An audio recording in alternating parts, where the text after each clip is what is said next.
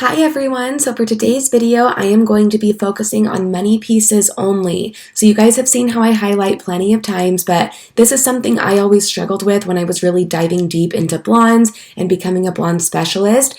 Every blonde wants that blonde that frames their face. They want to see it really bright when they pull their hair up. They want it to be thicker in the front so they look sun-kissed and really bright. So I always struggled with how to do this. And of course, every client is different. It always depends on the picture they show you, what they're wanting. But for someone who wants a really thick hairline and money piece that blends beautifully into the rest of the highlights, this is how I do it. First off, I just want to apologize. I am getting over being sick, so that's why my voice sounds a little rough. So we are starting with slicing. So I am slicing around the hairline and I am bricklaying up into the bang area. So I am just taking small sections and then I bricklay working my way up. I layer some of them. You really don't have to do this with any rhyme or reason. It's more you just want to see where the client's hair lays. Everyone's hairline is different, so you kind of have to work with their head shape and their hair type.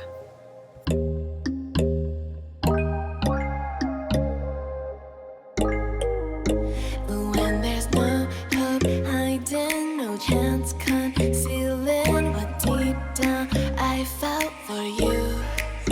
Oh, I regret for losing the one who loved me, for who I can't go back to. Walking through all the dust, memories and frame of past. I am using Wella Blondor with 10 volume. I'm going to be using 20 volume with the highlights, but I like to do the many pieces with 10 first because they are a little more fragile since they're around the face. They process quicker since they're smaller sections and we are doing them first. And then when we start doing the actual highlights, I'll bump up to 20.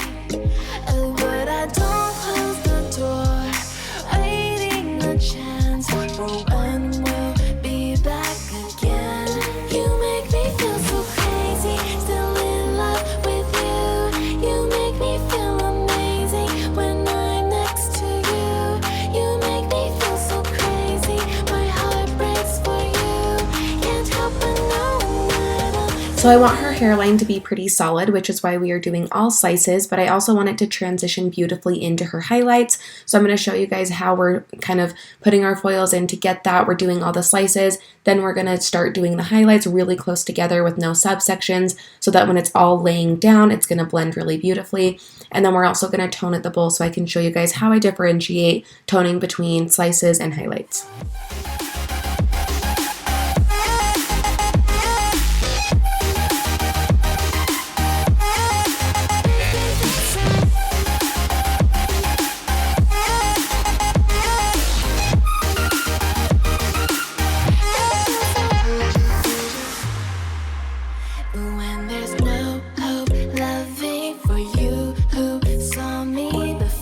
So as you can see here, we are now done with the slicing and I am starting the first baby light. I'm doing really fine sections so that everything blends together really well.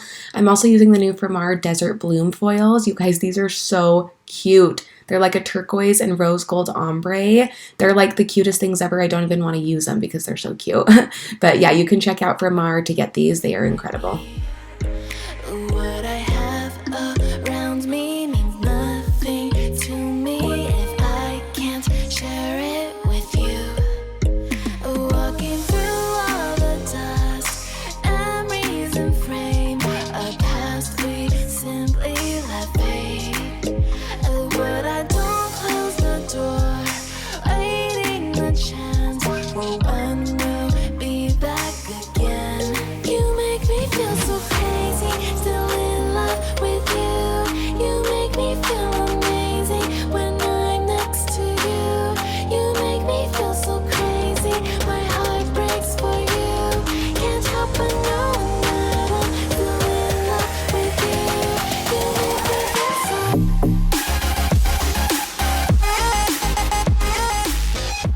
Everything is now done being processed, so we are just combing through at the bowl. I have Olaplex on her mids to ends. You guys, that hairline is beautiful. There's literally nothing better than like a bright pop-in hairline. I'm just obsessed.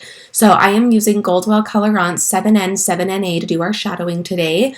I am going to leave the hairline out. So as you can see here, I am sectioning off and I'm starting where the highlight started, not where the slices are.